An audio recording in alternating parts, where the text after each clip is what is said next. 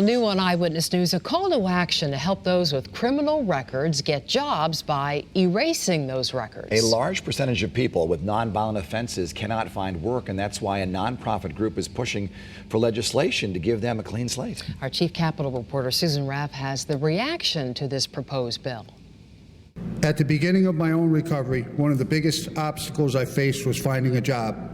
Again and again, I was turned away because of my criminal past.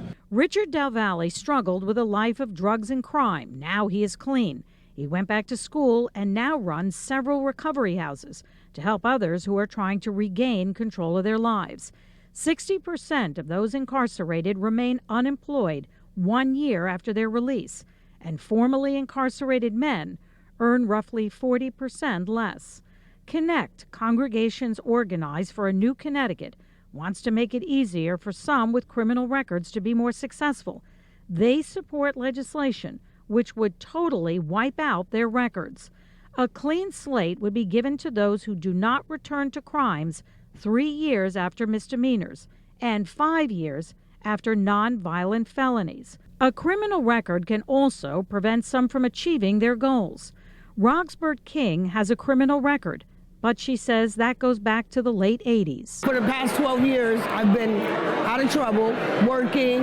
However, I'm prevented from getting licensed as a social worker, which means that I cannot complete my master's. On its face, Republican Representative Rosa Rabimbas feels this has some advantages, but expunging of records would be automatic, and she has concerns. This is something that takes place automatically. Therefore, you don't have the individual actually certifying to the fact that they have not been rearrested, they have not committed a crime, or are currently being investigated. Critics feel that they would be more on board if this was done on a case-by-case basis. The Judiciary Committee has already passed it. Now it must go to the full Senate and then the House in order to become law. At the state capitol in Hartford, Susan Raff, Channel 3 Eyewitness News.